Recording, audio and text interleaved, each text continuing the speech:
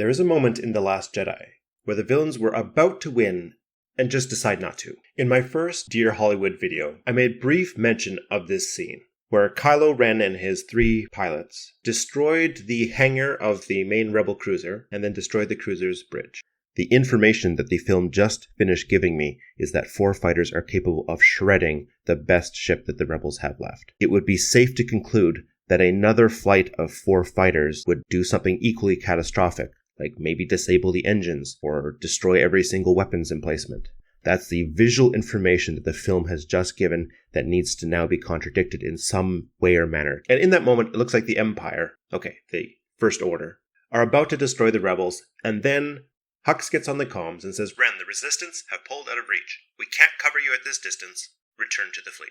Now, in my previous video, I'd said, this is crazy, but I'll need to get back to it. The video's getting too long. I'm coming back to it. This is that video where I break down the claim that Kylo Ren had to retreat. So stay a while and listen. I suppose you could ask the question, why in the world are you going on about this, especially as it's been 5 years? I mean, why do we talk about any piece of art well after it is finished? I did a video praising the Battle of the Last Valley that came out 50 years ago. Why are we talking about a movie from 50 years ago? However, why this moment is significant to me is it was one of 3 punches that knocked me out of my immersion of the film, and to some extent out of my immersion of Star Wars itself. I was watching the film and watching the villains about to win. The analogy I could give is the villains had disarmed the hero and were pointing a loaded gun at the hero's head, finger on the trigger, and every reason to kill him. All they need to do is pull the trigger, and then they just decide to scamper away. The hero is dead to rights, and the villain just leaves. What? I thought I'd missed something. I actually went home, found a cam quality version of the film just to rewatch that one scene to see if I'd missed something.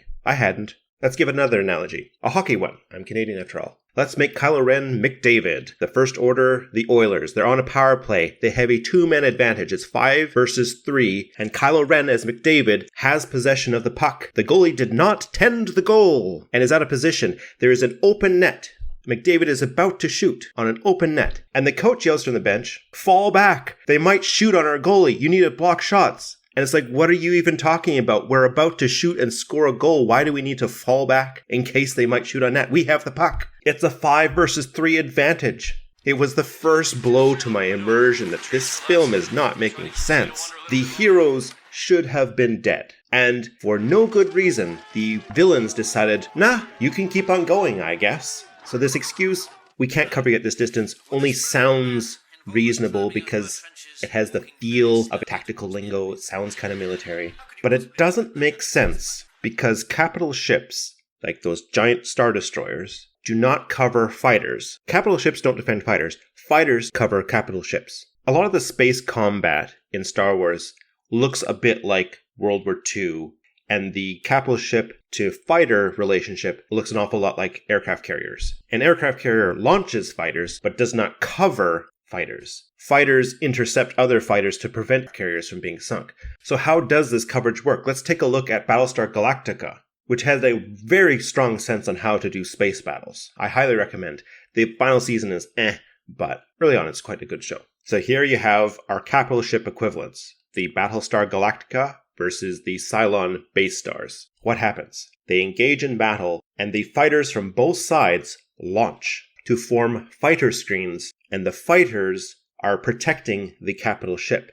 In other words, fighters cover capital ships. Now, to be fair, and if we were to steelman The Last Jedi, the Battlestar Galactica method could have been a way to make this "we can't cover you at this distance" make sense. Number one, if there were resistance fighters flying around. In this case, Hux's fleet could have anti-aircraft guns on them, AA guns. And so if Hux's Star Destroyers are in range, then they can shoot at rebel starfighters. This would be a sense in which covering them would make sense. However, Kylo Ren just destroyed the hangar. There are no fighters flying around. So AA guns covering Kylo Ren's fighters does not make sense. That's gone. Back to Battlestar Galactica. 1, their fighters are protecting or covering against other fighters. And 2, they're protecting against missiles coming in. Cylon base stars are launching these giant nuclear warheads, which cause catastrophic damage to the Battlestar Galactica, even with its heavy armor. But there's synergy. The Battlestar Galactica also has point defense guns. So if nuclear warheads come in close, they're able to shoot the missiles down. The point defense guns can also shoot down Cylon interceptors when they come in close. So in that sense, the Battlestar Galactica also performs a sort of coverage for its fighter. And this would be a second way for the Last Jedi's "we can't cover you" could make sense, is if the Rebel fleet was launching missiles at Kylo Ren's fighters, and then perhaps Hux's capital ships have point defense guns that can shoot down missiles. So we would see Rebels launch missiles, and Star Destroyers, their point defense guns shoot the missiles down, but as the Rebels outdistance, those point defense guns can no longer shoot down the missiles, leaving Kylo Ren's fighters vulnerable to missile attack. This also does not work, because we have seen no concussion missiles or proton torpedoes or anything like that. And we see this sort of role performed by cruisers in the modern era to protect fleets. For instance, the Moskva that was sunk during the Ukrainian war. It is an anti-ship, anti-missile defense and has a lot of anti-air guns. So until it was sunk, it covered for fighter attacks. What was it covering? One, it had air defense against missiles. There were no missiles that the rebels were launching. And two, anti-air to shoot down jets. The rebels no longer have. So in both senses in which something like the Moskva in the modern era can cover their own fighters is simply not applicable in The Last Jedi. We only see the rebels using lasers. So there's no missiles to intercept, there's no fighters to destroy. And if this was ground combat, you could have suppression fire to keep enemy gunners down. But all you have is fixed turrets. Proximity itself doesn't change anything. Even if the Star Destroyers were physically on top of the rebel cruisers, the target priority would likely not change, because the TIE fighters remain the most vulnerable target. A bunch of heavily shielded ships does not change that at all. Which means the only possible meaning of cover left is to physically block the laser. The film has not shown any other technology that would intercept lasers, so that means that the capital ships must come first, and the fighters must fly behind them for there to be cover. We'll come back to this idea later. So these are some lore ideas that I can think of that could have made this idea make sense, but they are simply not presented on the screen. This is rather important because movies are visual medium. We need to see visually why we're suddenly pulling away. But notice the main interaction here. Fighters launch in front of the capital ships to form fighter screens to protect against other fighters and against missiles,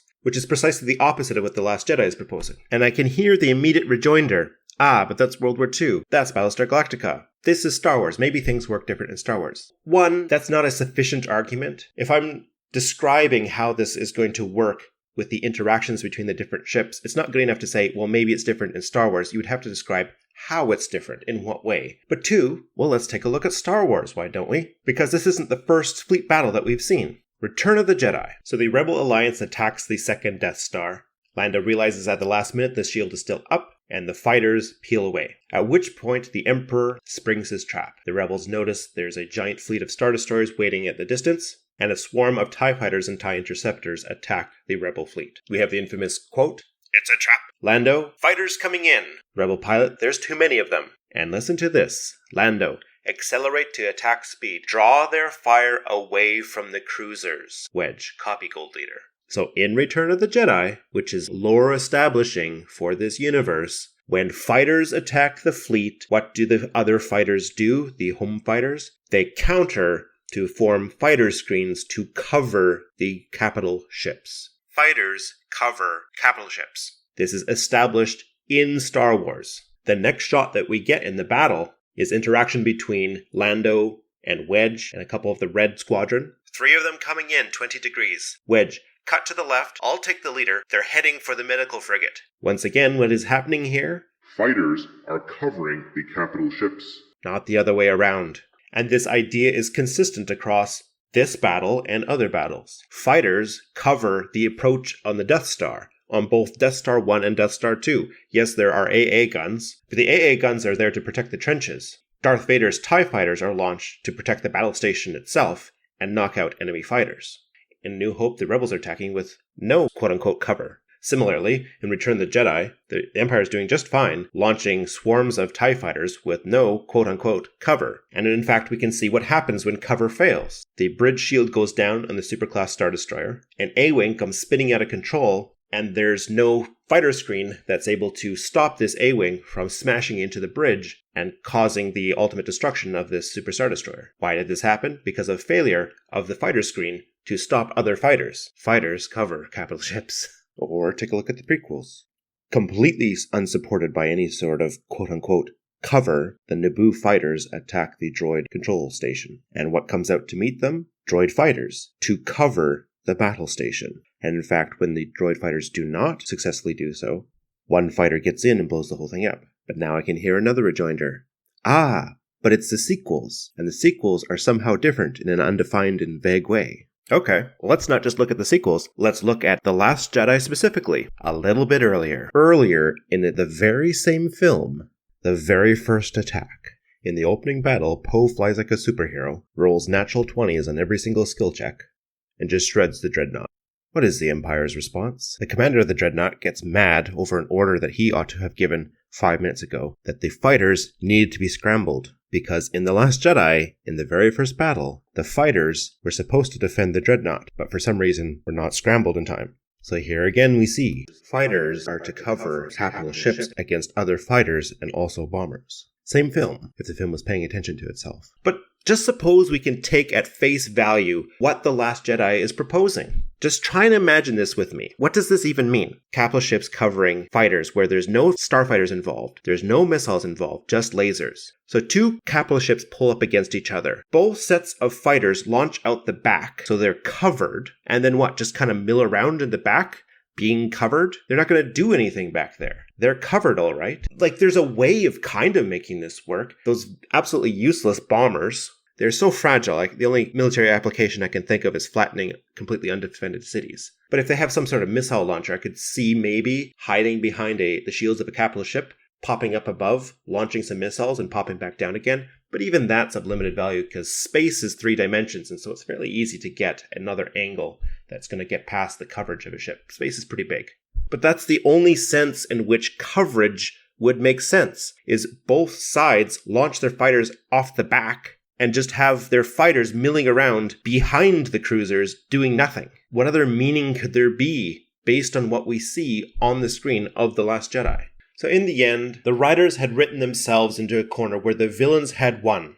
The villains were staring at an open net and decided not to shoot for very lousy reasons. The reasons only sound reasonable because it has a veneer of tactical military lingo, but a correct term used incorrectly equals nonsense, not an explanation. In the same way that telling McDavid to block shots when he's about to score on an open net makes no sense. Block shots is a hockey term, all right, but used in that way shows no understanding. Nor is this a nitpick. It's the difference between the heroes being dead and the villains just bogging off for who knows what reason. It is one of the pivotal decision points in the movie, and the explanation the movie provides is nonsense.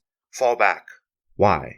Why not send out more fighters? Were they afraid to get a too many men on the ice penalty? Because both missiles and fighters are taken off the table, it doesn't make sense when you're comparing it to a modern military perspective. It doesn't make sense comparing it to other sci-fi battles. It doesn't even make sense within the own universe based on how Star Wars has already shown how battles work.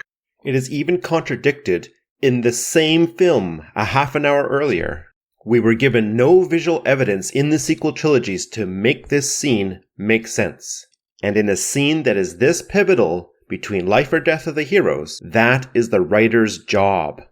So that's it. I hope you enjoyed it. I'm going to leave The Last Jedi alone for a little while. After all, this is called the Of Elves and Droids channel, not the I really disliked The Last Jedi channel. I think next I'd like to talk about why I don't like plot armor, or talk about entry points on why you should read/watch series out of order. In the meantime, read some books. Really good.